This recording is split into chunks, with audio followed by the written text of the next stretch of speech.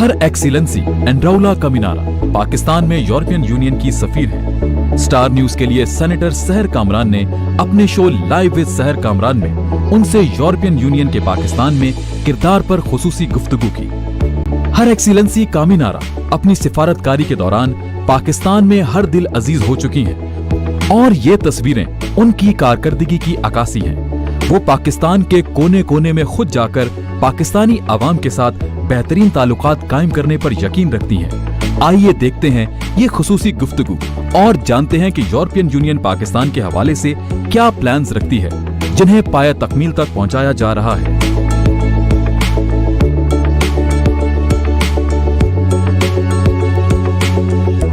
We are pleased to welcome Her Excellency Mrs. Androulla Kaminara, the Ambassador of European Union to Pakistan.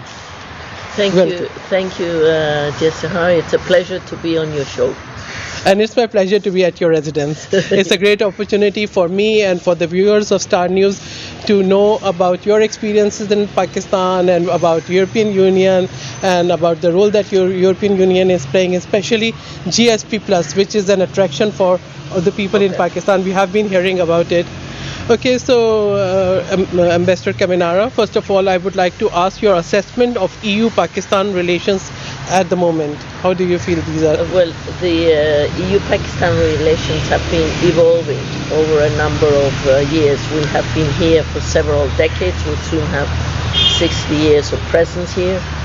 And I can say that over the last few years, the relationship has even become much more wide, much more close, much more important. 2 years ago, the EU and Pakistan signed the strategic engagement plan, which is it was signed then by Foreign Minister Qureshi and the then HRVP, which is the High Representative Vice President of the European Commission, Federica Mogherini.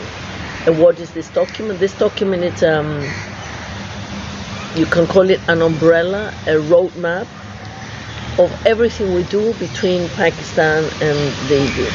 And apart from all the things that we've been doing for decades, like development cooperation, like cooperation on international fora, cooperation on counterterrorism, in this document of the strategic engagement plan, there were new areas that were introduced. Areas like research and development, which we were not doing before, cultural exchanges, climate change. So it puts a wide spectrum of topics that are very important for us to focus our cooperation on and to enhance our cooperation. And this is what has been happening. So it means like formalizing the already existing relations and to find new avenues like climate change and cultural exchange. Yes, so it's formalizing what existed before and expanding. Okay. Which is quite interesting. Yes. So what are the prospects of the expansion of EU-Pakistan trade partnership? Okay, so the EU-Pakistan trade partnership depends on a regulation, regulation that we call the GSP Plus. What is this regulation? Basically, it's a regulation that is available to lower middle-income countries, and Pakistan is one of them, and basically gives them access to the European market with zero import duty. And in exchange, the country promises to implement 27 UN conventions. Okay, now, that's interesting. Yeah, these 27 conventions, a lot of them Pakistan had already signed before. For example, the convention, which also includes the death penalty, is called the ICCPR. It's a long list. This was signed by Pakistan as a member of the UN in 2010. GSP Plus came into force in 2014. Yeah. So a lot of the UN conventions that Pakistan had already signed in the past are put again under this trade regime. And what we do is to monitor the progress of the implementation of those UN conventions, and Pakistan in return gets this very, very preferential access to the EU market. Because of it, from 2014 to 2020, there was a 65% increase in trade exports from Pakistan to the EU.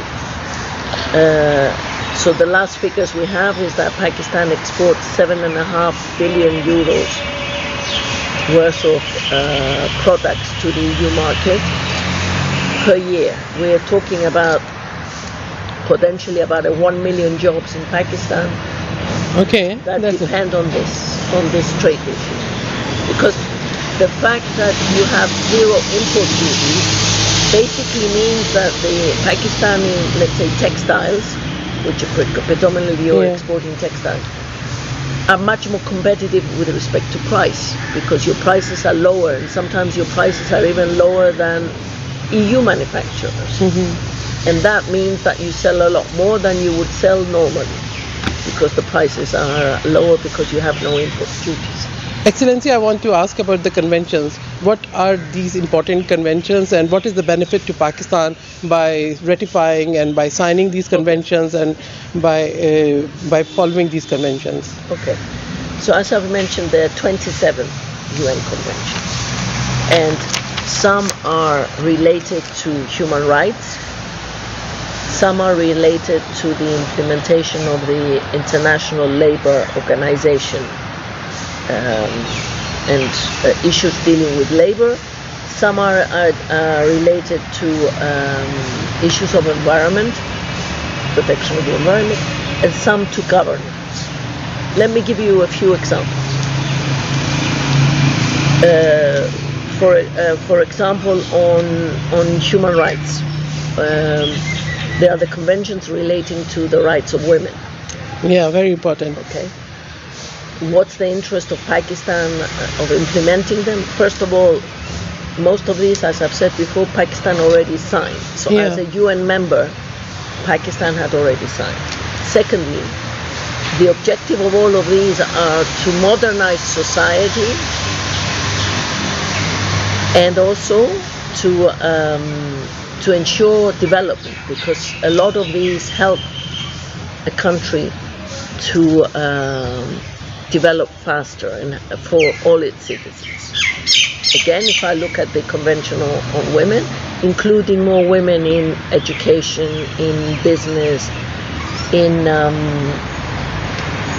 normal life, basically means that Pakistan has doubles the number of talents that it can tap into to develop.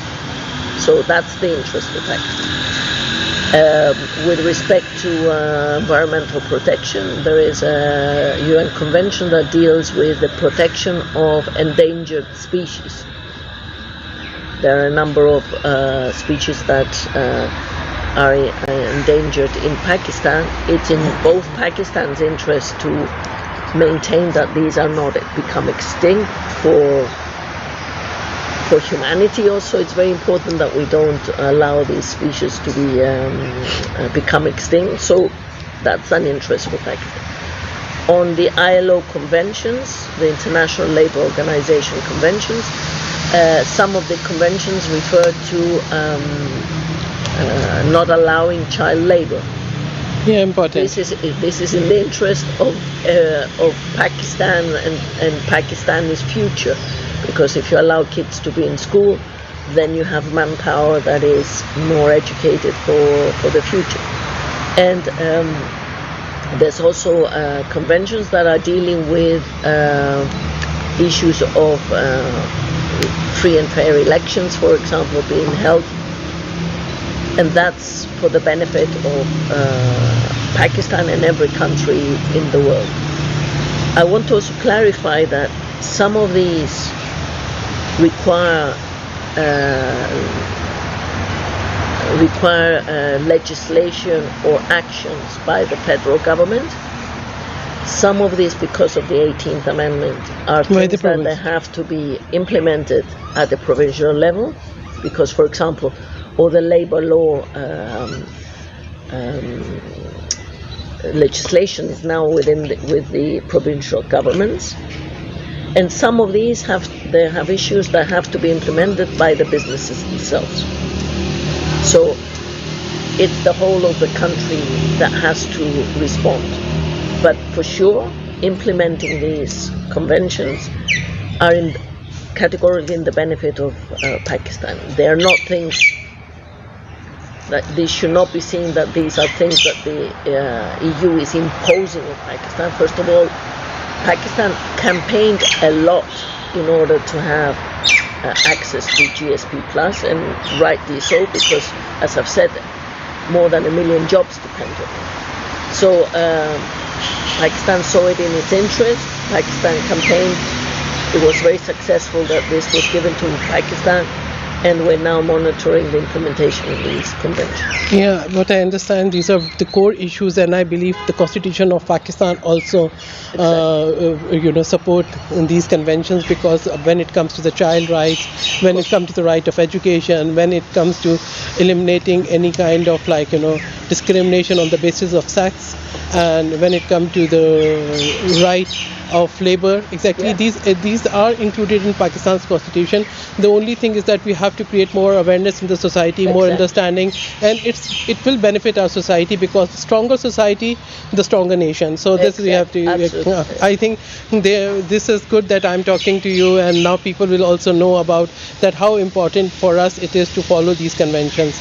And Excellency, I would like to know that what are the prospects of expansion of EU-Pakistan trade partnership? Okay. So currently the trade regime on the table is this GSP Plus.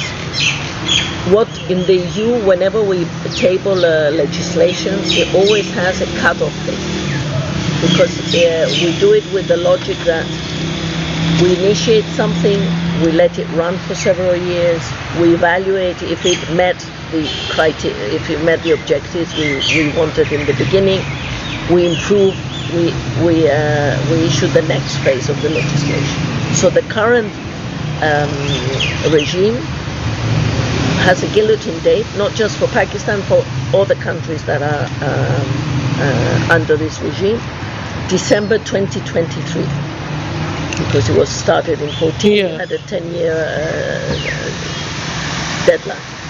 We are already, in the European Union, we're already working on the next generation of GSP Plus. It's not even known if it will be called that or it will be called something else, but imagine the next phase of Yeah. GSP Plus.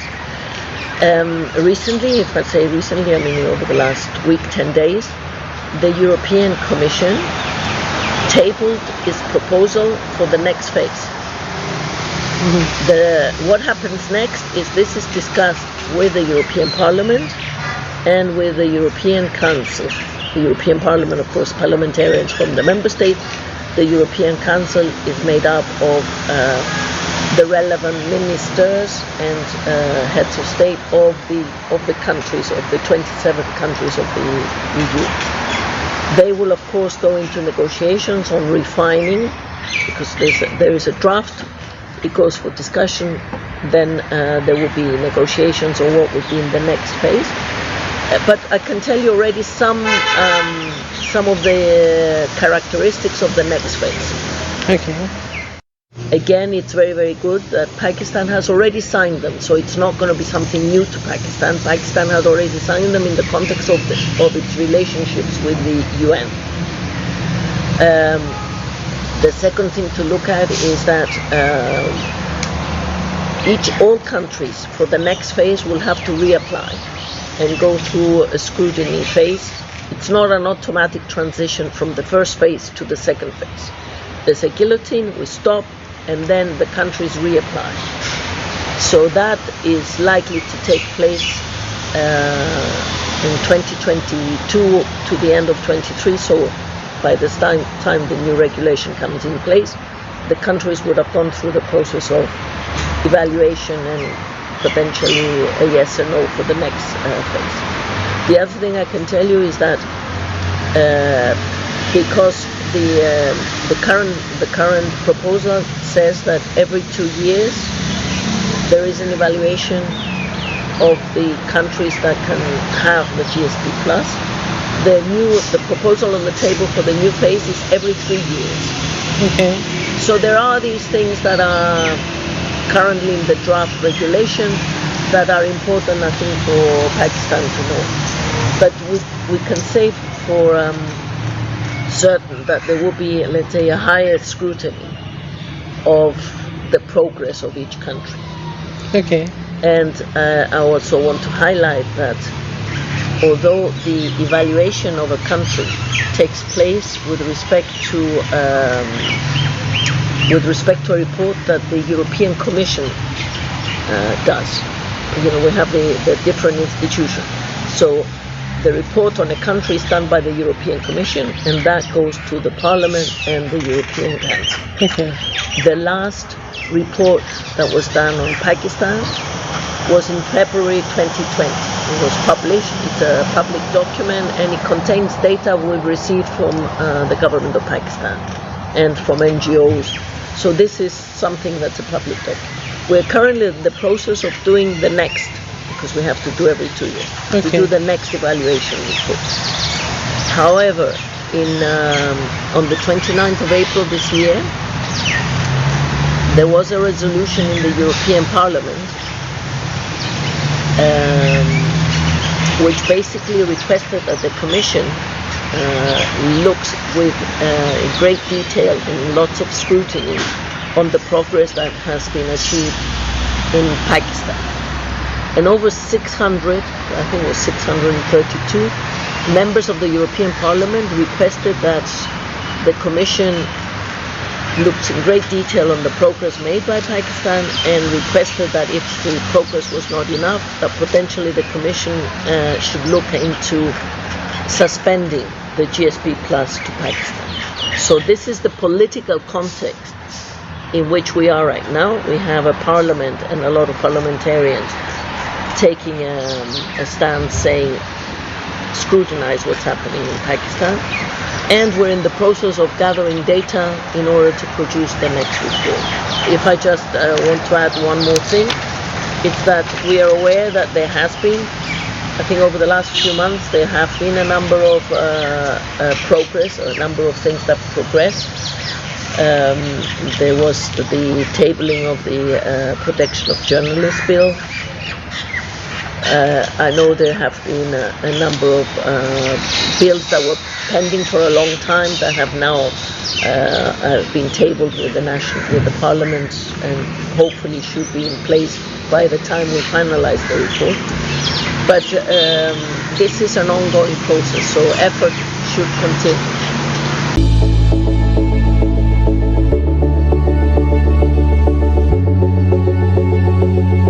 Her Excellency Androulla Kaminara Pakistan में European union की सफीर है। Star news के लिए senator सहर कामरान ने अपने show live with सहर कामरान में उनसे यूरोपियन यूनियन के पाकिस्तान में किरदार पर खुसूसी गुफ्तगू की। हर एक्सीलेंसी कामिनारा अपनी सिफारतकारी के दौरान पाकिस्तान में हर दिल अजीज हो चुकी हैं, और ये तस्वीरें उनकी कारकर्दगी की अक्कासी हैं। वो पाकिस्तान के कोने कोने में खुद जाकर पाकिस्तानी अवाम के साथ बेहतरीन ताल्लुकात कायम करने पर यकीन रखती हैं। आइए देखते हैं ये खुसूसी गुफ्तगू और जानते हैं कि यूरोपियन यूनियन पाकिस्तान के हवाले से क्या प्लान्स रखती है, जिन्हें पाया तकमील तक पहुंचाया जा रहा है।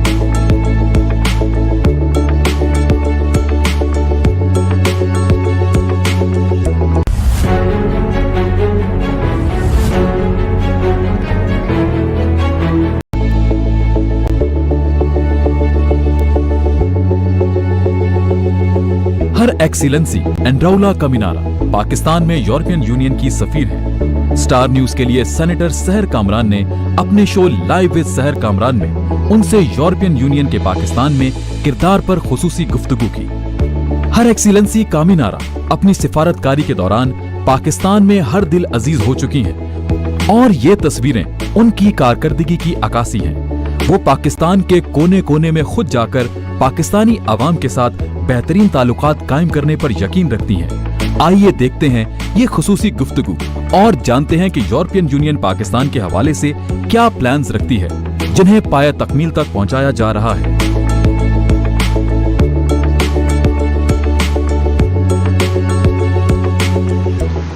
Okay, it's positive to know that like there is some good progress in the last few months. There's some good progress. There's still some concerns. Okay, Excellency, I would like to ask that GSP Plus agreement. Could you elaborate its impact on the bilateral ties between Pakistan and the European Union countries? The bilateral. So trade is in the mandate of the European Union and not in the member states. I think we are quite a complicated organization, but you should know that member states of the EU cannot draft bilateral trade agreement with anybody. Okay. So once all members of the EU, all the member states of the EU have their trade treated at EU level and not at the bilateral level. Okay. So it's It's multilateral, it's not bilateral. Yes, exactly. So whatever I've said on GSP Plus applies for the member states. Okay. However, having GSP Plus is very important because it allows Pakistan to export into 27 markets of the 27 member states of the EU. So for Pakistan, it's very, very important. And having progress in GSP Plus is also very important for the member states. One thing I have not mentioned is that GSP Plus applies not only to exports from Pakistan into the EU, but also from EU countries into Pakistan. Okay. That's the part from the benefit from the member states. And it gave a 45% from 2014 to 2020, as I said before. Pakistan increased its exports by 65%. Mm-hmm. The other way around, member states increased their exports to Pakistan 45%. That's our import. Yes, so there was a benefit to both sides, and that's why both the EU and Pakistan should do everything possible to ensure that you continue to qualify, so that the member states' trade also benefits from that. Excellency, as you said that the existing GSP Plus status will expire in 2023. Yes. So the next renewal would be, or the next extension would come in 2024. That's right. Yeah, okay. And it would be with the new regulation that I have just explained what are the changes. Yeah. But we have a draft of the new regulation. We don't have the final text yet. I think we have to create more awareness among the people, especially the businesses, the owner of the businesses, so they know that exactly how to continue their trade with the European Union countries. On this one, we recently launched the first ever EU-Pakistan business forum for SMEs, in order to ensure that also not just the big companies tend to know how to use GSP Plus. Where we needed to address and explain more was the SMEs. Okay. So the idea of this forum is to give exposure of SMEs, or what are the benefits, what are the potential markets that they could address for their products into the EU, so that they know how to increase their exports. And we started it in phases. We did the first phase was in September. We did it in Islamabad, and we looked at 4 sectors, because we cannot launch everything all at the same time. So we looked at, among other things, tourism, gems and jewelry, the IT sector, which seems to be has a huge potential in Pakistan, and and handicrafts. We have next week on Wednesday, the 13th of October, we have a follow-up in Lahore, because not just the contest is in Islamabad, but it's to have SMEs from throughout the country. And we will add new sectors like in dairy. Okay. And we will also add SMEs for parts. Okay. And we will do a follow-up event in Karachi in November. Okay, that's quite interesting. And the main products which Pakistan is exporting to you are textile, and as you said Now it's about 75 to 80% is textiles. And then there are leather and shoes and these types of things. And I mean, there's nothing wrong with exporting textiles, but you could be exporting a lot more things. Yeah. And even in textiles, if you look into the details, mostly what you're exporting is yarn and cloth. And of course, if you were exporting ready-made clothes, the profit margins are much bigger. Yes. Okay, then we have to follow certain standards, and there should be certain certifications. Exactly. But the potential is huge. Okay. These certifications can we have the certifications from Pakistan, or we have to have some international certifications regarding the product that exactly these meets the EU conventions? Okay, this depends on the product, of course. If you're exporting anything that has to do with food, there are very, very strict regulation on how it's prepared, that there shouldn't be pesticides and all. If you're exporting textile, is less. Okay. If you're exporting IT, of course, it's a different type of regulation. It depends on the product that you're exporting. The regulation on the certification depends on the product and not on GSP Plus. It's just product specific. Okay. And may I ask about what is Pakistan importing from the European countries? A lot of machinery. Okay. A lot of machinery is basically by far the biggest import into the EU. Okay. Okay. How do you view the strategic relations between Pakistan and European Union? As I've said, they've been getting better. I can tell you that over the last couple of months, also in view of the situation in Afghanistan, there has been drastic increase in engagement, not just with Afghanistan but also with Pakistan because of its strategic position and its role in the region.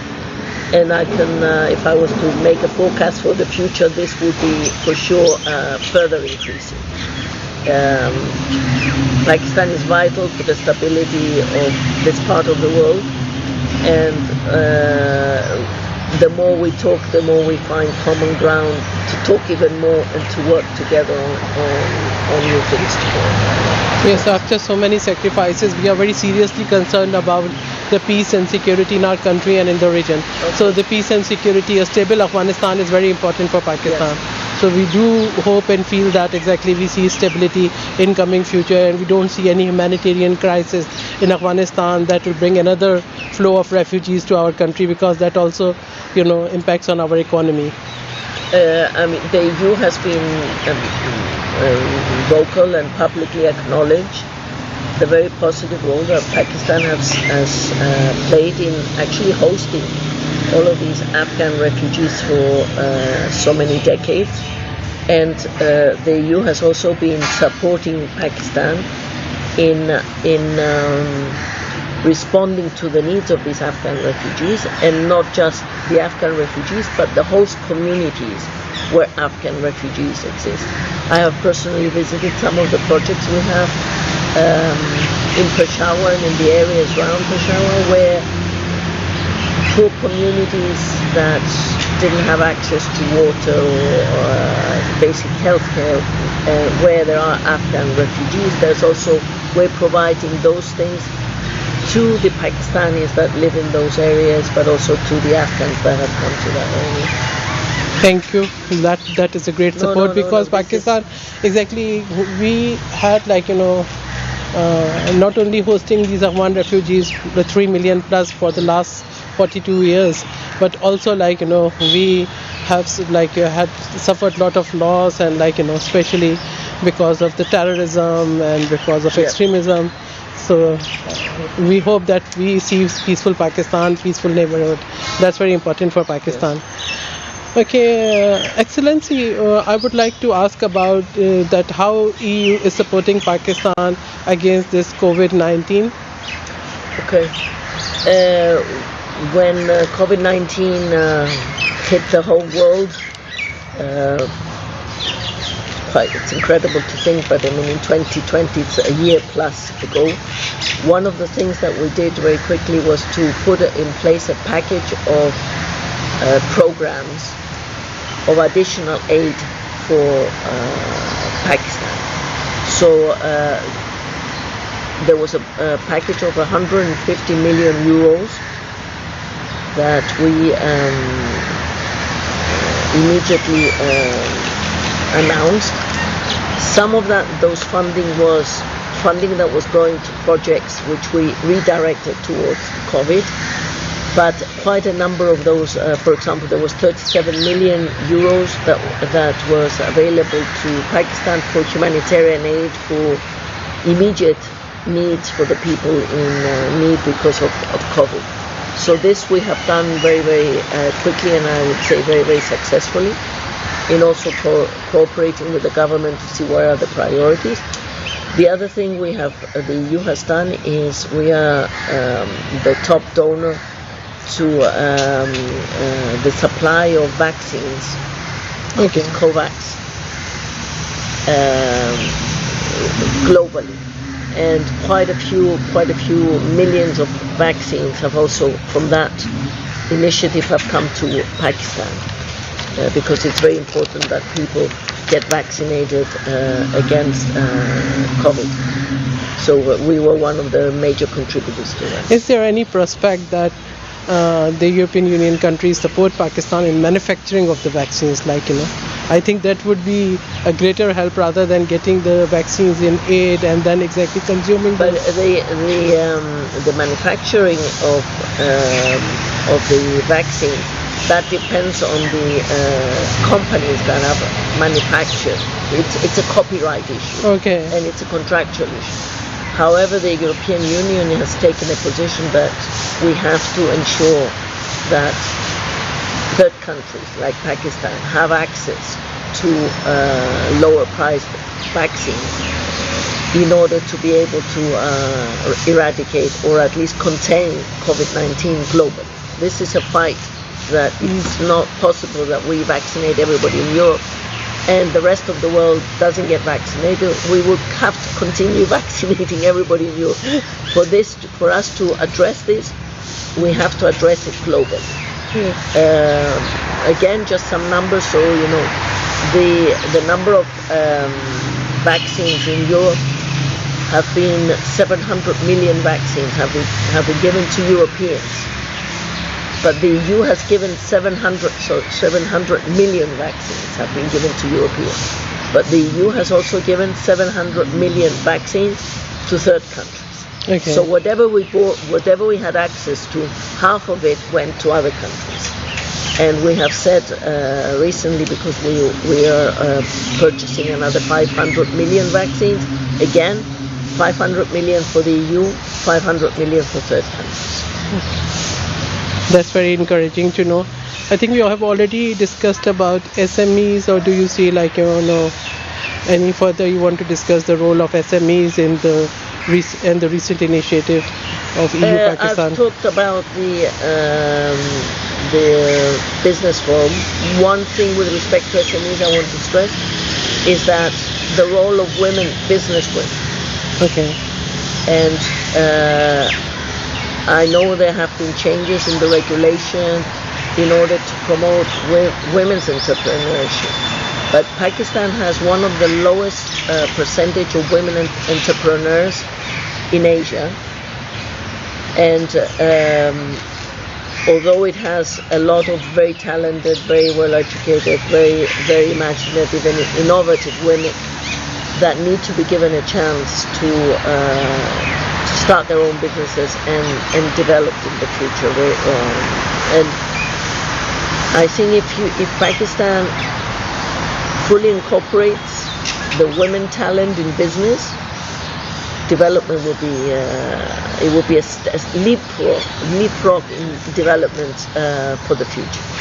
I think women are working in each and every field, from from they are farmers, they are working at home, they are domestic workers, they are labor, they are running the businesses. I think there is a registration problem also, because when you accumulate the figures, then we will not see all the women registered as the entrepreneur. But not registering the women means that she is competing with less tools in her hands. Yeah. It's different if you are the one that, if it's in your name appears, than not. So, and for example, I know there's been recent initiatives for microloans to women entrepreneurs, because if you're starting a business, you need to have access to some financing. Yeah. You need to have access to specific know-how, and all of these things are very, very important. We finance. We're the biggest contributor to the Tibet program, vocational training program of Pakistan.